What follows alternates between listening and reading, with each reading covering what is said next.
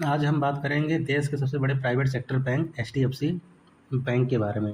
आज देखेंगे, आज स्टॉक जो है 714 715 के आसपास ये जो है ट्रेड करता हुआ दिखाई दिया और 414 के आसपास इसने आज क्लोजिंग दिया है। तो इसमें न्यूज़ क्या है निकल कर आ रही है, वो हम आज जो है इस वीडियो में जानेंगे और आगे क्या करना चाहिए उस न्यूज़ को देख करके। चलिए समझते हैं आखिर आज 2% स्टॉक क्यों टूटा, इसके पीछे क्या रीज़न है, ये सब हम सारी बातें जो है वो ये तो जानेंगे। शेयर बाजार आज शेयर लगभग ये 714 715 के आसपास कारोबार करता हुआ नजर आया और स्टॉक करीब 2.5 साल के लो तक पहुंच गया। सबसे बड़ी बात यह है कि 2026 में ये स्टॉक लगभग 25% हमें जो है डाउन देखने को मिला और यही एचडीएफसी बैंक अब सस्ता मिल रहा है और यहाँ से बड़ा रिबाउंड भी आ सकता है दोस्तों, क्योंकि 2.5 साल पहले जहाँ जिस लेवल था उस लेवल पर अभी आकर खड़ा है। एचडीएफसी बैंक के खिलाफ अमेरिका में एक proposed security class action law suit की खबर सामने आ रही है। इसमें Maharashtra state road development corporation से जुड़े करीब 45 करोड़ रुपए के एलिगेशन पेमेंट के आरोप लगाए गए हैं एचडीएफसी बैंक के ऊपर। एचडीएफसी बैंक ने इन क्लेम को बेबुनियादी बताया है और कहा कि उनका मजबूती से बचाव करेगा, ऐसा कोई मामला नहीं है हमारे साइड से। इसके अलावा दुबई ब्रांच से जुड़े मिस सेलिंग और डिले रिडेम्पशन की इन्वेस्टर कंप्लेंट्स भी सेंटीमेंट पर दबाव डाल रही है। लेकिन शायद इससे बड़ा ओवरहैंग यह है कि दोस्तों लीडरशिप अनिश्चितता है। एचडीएफसी बैंक के सीईओ और एमडी शशिधर जगदीशन का मौजूदा टेन्योर अक्टूबर में खत्म होने वाला है और मार्केट में उनके अगले टेन्योर को लेकर के अनिश्चितता भी बनी हुई है। यही वजह है कि दोस्तों इन्वेस्टर फिलहाल बैंक के फंडामेंटल के साथ साथ गवर्नेंस और लीडरशिप को भी बहुत ध्यान से देख रहे हैं। अब आते हैं कि जून क्वार्टर यानी कि अभी जो रिजल्ट आया है 1 महीना पहले, एचडीएफसी बैंक कैसा रहा डाटा शीट में। तो एचडीएफसी बैंक का स्टैंडअलोन नेट प्रॉफिट करीब 19,060 करोड़ रहा, जो कि दर साल करीब 5% ज़्यादा है। वहीं नेट इंटरेस्ट इनकम यानी कि एनआईए करीब 33,535 करोड़ रहा, जिसमें 6.7% की हमें ग्रोथ देखने को मिली है।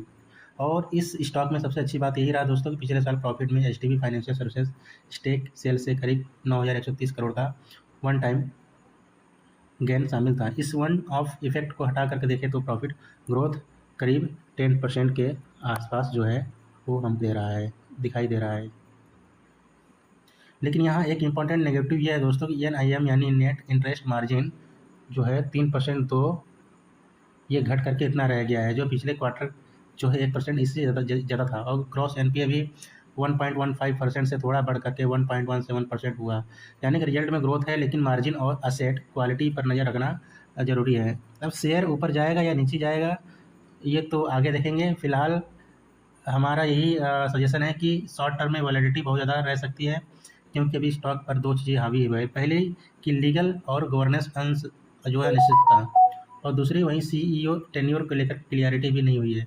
इसलिए अगर नेगेटिव न्यूज़ जारी रहती है दोस्तों तो स्टॉक में 700 के नीचे भी ये स्टॉक आकर के ट्रेड कर सकता है और इन्वेस्टर की मुश्किलें जो है वो बढ़ा सकता है। लेकिन दूसरी तरफ अगर लीगल कंसर्न जो आए हैं उस पर क्लियरिटी आती है और लीडरशिप को लेकर के अनिश्चितता दूर होती है तो यह स्टॉक तेज़ी से रिकवरी की ओर अग्रसर हो सकता है।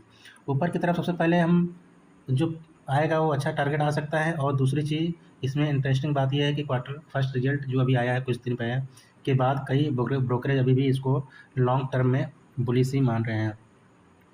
इसके बाद लेकिन ध्यान देने वाली ये बात है कि ये टारगेट उस समय के रिसर्च अजम्पशन पर आधारित है और आज की नई लीगल और लीडरशिप गवर्नेंस के बाद इन्वेस्टर को ब्लाइंड तरीके से इनके टारगेट को फॉलो नहीं करना चाहिए। और दोस्तों अगर आप शॉर्ट टर्म ट्रेडर हैं तो अभी एचडीएफसी बैंक में एग्रेसिव बाइंग करने के बजाय कन्फर्मेशन का आपको वेट या इंतजार करना ज़्यादा बेहतर हो सकता है, क्योंकि स्टॉक अभी फॉलिंग ट्रेंड में है और नेगेटिव न्यूज़ फ्लो पूरी तरह ख़त्म अभी नहीं हुआ है।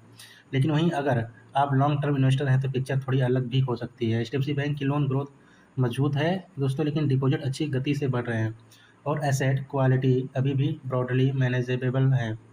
इसलिए अगर लीगल और लीडरशिप कंसर्न इवेंचुअली क्लियर होते हैं तो मौजूदा वैल्यूएशन पर स्टॉक में रिकवरी की अच्छी संभावना बन सकती है। लेकिन स्टडी ये हो सकती है कि पूरा पैसा एक साथ लगाने के बजाय आप जो है स्टगर्ड बाइंग की जाए, यानी कि साइपी की तरह थोड़े थोड़े स्टॉक जो है आप बाई करें। और अगर वहीं स्टॉक बुलिश में जाता है और लेवल्स वगैरह तोड़ते हैं तो आपको जो है इसमें पॉजिटिव सेंटीमेंट बनते हुए दिखाई देंगे। तो दोस्तों एचडीएफसी बैंक की कहानी अभी खत्म नहीं हुई है। लेकिन अगले कुछ महीने में गवर्नेंस, लीडरशिप और मार्जिन इस स्टॉक की डायरेक्शन तय करने वाले सबसे बड़े फैक्टर होंगे। अगर आपको ऐसे ही स्टॉक एनालिसिस वाली वीडियो पसंद है तो वीडियो को लाइक करें, चैनल को सब्सक्राइब करें और कमेंट में बताएं। और क्या 700 के आसपास HDFC बैंक खरीदने लायक है या नहीं है, आप जो है कमेंट बॉक्स में कमेंट करके बताएं।